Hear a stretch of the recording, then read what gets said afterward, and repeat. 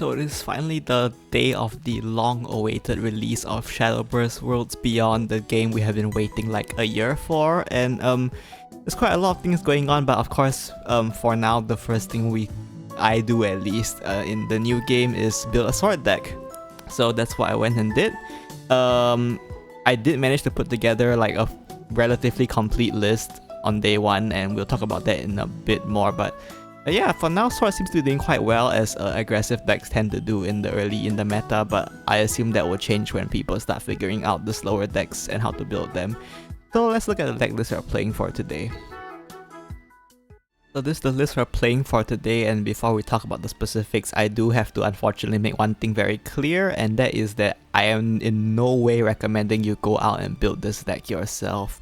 I say this for two reasons. One, pretty gameplay based, it's still the first day. This is a relatively expensive deck, as you can see, for a ton of legendaries, so and it's still the first day, so we really don't know what will be strong yet, so it's kind of like a big investment of vials if you go and craft this deck out of the way, and I cannot guarantee that it will last you towards the later half of the expansion.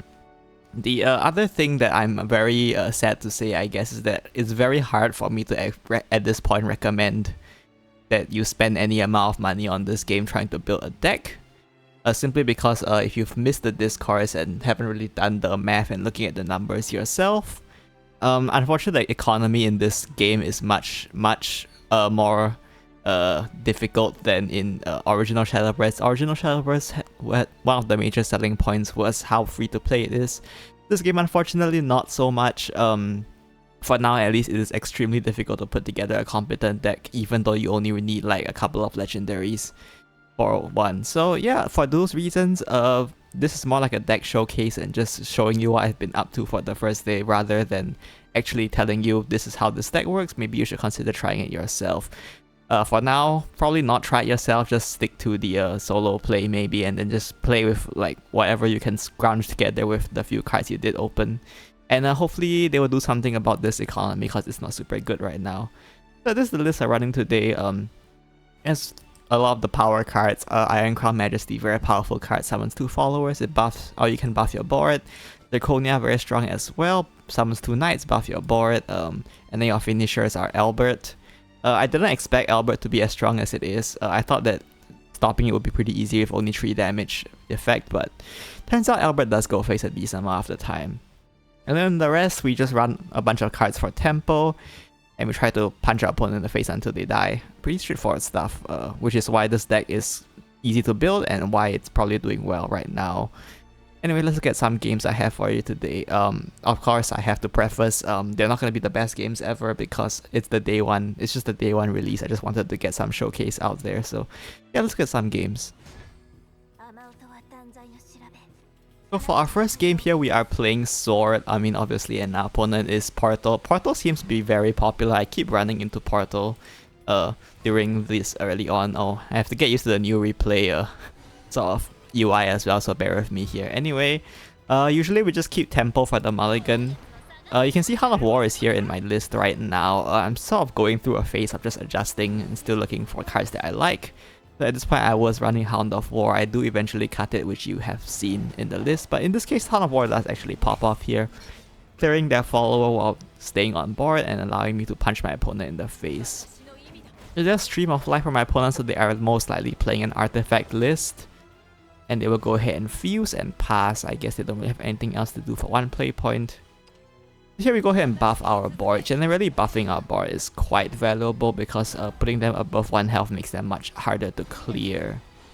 Of course, there is an argument for going wide, but in this case, we don't have any rally payoffs, so going wide is not as valuable as it might be in like the older game where rally is a thing. Here my opponent will summon a bunch of followers to trade into my followers, and that is completely fine. You can go ahead and drop Zirconia. Zirconia is a very strong card in this deck, summoning 2 followers and buffing them. Your opponent usually has to spend their turn clearing it.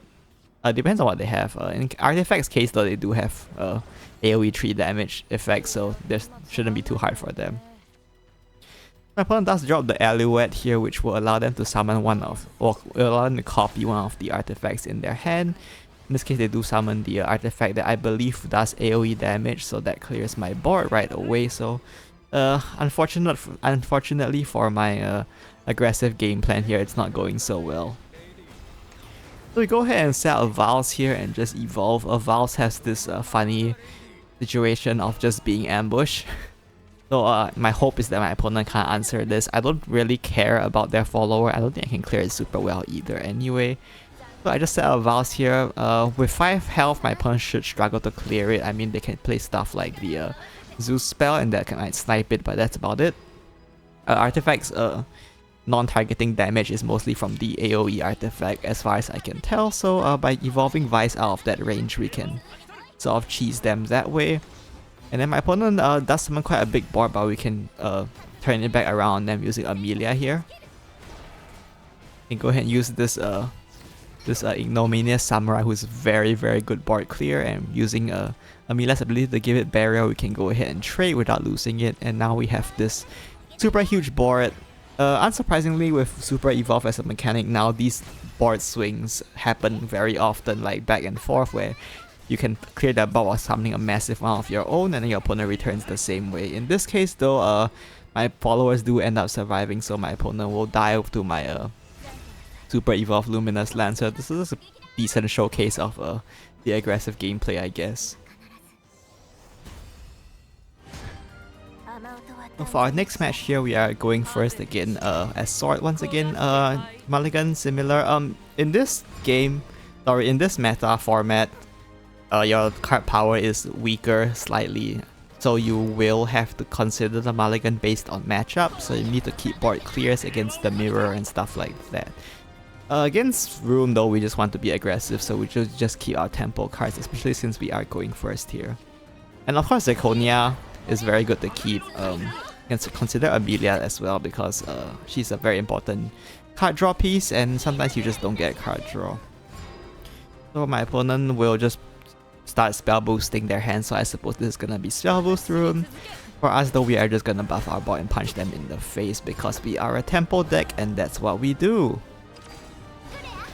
And with my opponent has an Angrea here, which is one of the very strong tempo swing cards that you can find in Rune. In hindsight, I definitely should have traded one of my 2/3s into the Dazzling Rune Knight, and it might have allowed one of my followers to survive this turn, but I guess that's a misplay I can learn from.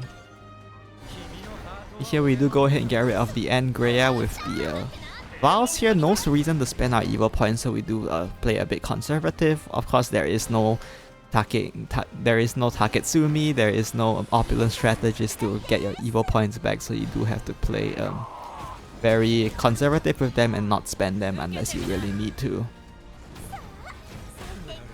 So my opponent will clear my board here. They do spend their evil point doing it though, so that's pretty good for us considering we haven't spent a single one. At this point, we take advantage of our opponent's very thin hand here by going for a double quick blader into Zirconia. We don't really have a good way to clear the board anyway, so we might as well keep applying pressure to their face and force them to self-answer this board or die. Opponent will drop their Kuon here, which is quite strong.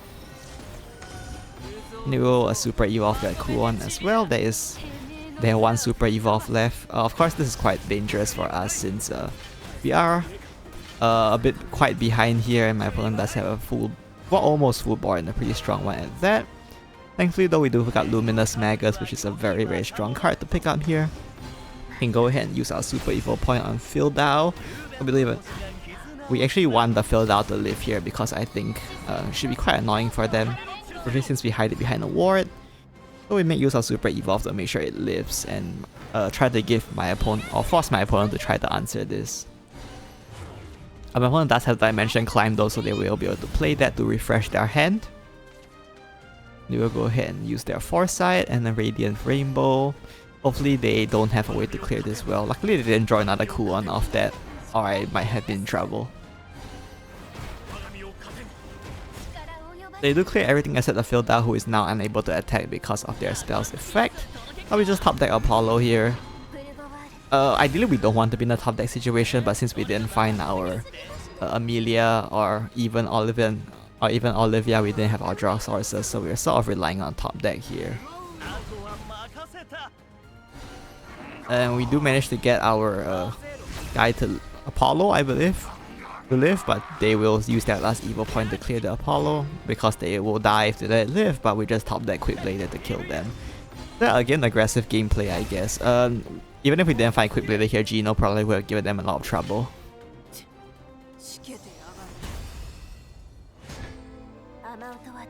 Our last game for today, we are going second with Sword. Keep Zirconia because it's strong. Against Portal, I usually assume it's Artifact, so I mulligan for that. They do have some early game presence, but not too much, so I don't think Apollo's a major requirement. We just look for our tempo cards instead. And going second, of course, is very interesting in the new game because you have to use your bonus play point here, and using it well will definitely win and make or break games, and I can tell you for sure I am not very good at using it right now, so keep that in mind. For now, looks like my opponent might be playing Puppet instead of Artifact, which seems to be the less popular one, I guess. Not many people are playing Puppet right now.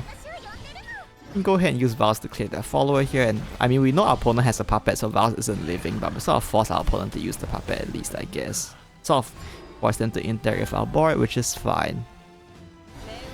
We go ahead and drop the Zirconia Evol here. Not really any good opportunity to spend our extra play points so far, so we haven't done so yet. Here we just put our pretty strong board here that our opponent has to answer. Of course, being a Puppet, they are actually quite good against us because they have a lot of board base clears. So we are, I guess, a bit disadvantaged in that sense, but not too bad that we can't win, I suppose. So here we do want to spend our extra bonus play points since we have no other way to use it. We can go ahead and use the Vals and Hans to put him in ambush. And hopefully if my opponent can't clear it, then we can send it face. We can even pair with Olivia and super evolve him face. Or we could have done it if my opponent didn't full clear with double Apollo here. So that's mildly unfortunate, but it's a very bad turn for them as well. We definitely need to refill our hand now. We don't have a good play here either, so we will go ahead and play Olivia. And then just go ahead and set up a very strong board here with these super evils. Of course, being Puppet, they shouldn't have trouble clearing this too much, but we just want to improve our hand and clear the board, ping some damage to face. We do see Albert in hand, so going second when you have Albert in hand, you can consider saving your extra play point for him, but in this case, I think improving my hand size is better. Puppet has Orchis anyway, so going all in on Albert is not super recommended because Orchis's Lloyd can just stop Albert in his tracks by itself, so I'll have to watch out for that. So for this turn, we just go wide here with the Quick Blader into the Zirconia. It looks like my opponent didn't have draw their Orchis here, which is good for us. Definitely would have been more annoying to deal with them this turn if they had the Orchis. We do clear our board here, put up the Sylvia, very large Sylvia on board here. Here we want to look for lethal next turn, so we just set up Vals. We already saw them spend 2 Apollo, surely they can't clear this, or at least I don't think so. So we set up the ambush with the expectation that next time we pair it with Albert Super Evil. As you can see here, my opponent is unable to clear the Vals here. We do leave the Olivia alive, but doesn't really matter because we don't die. So we can go ahead and play Albert for his enhance here, and then we can Super Evo him for the finish. So yeah, a nice little combo to remember, I guess. The Albert Super Evo is quite strong.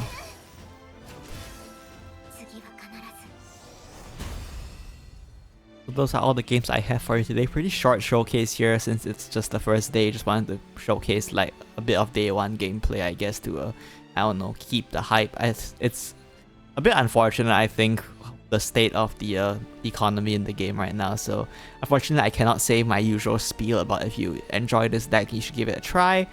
I guess it can give you an idea of how Sword plays, so if you want to consider working towards Sword or working towards a different deck, this is here for you, I guess. Anyway, either way, I hope you enjoyed it, and see you next time. Bye bye.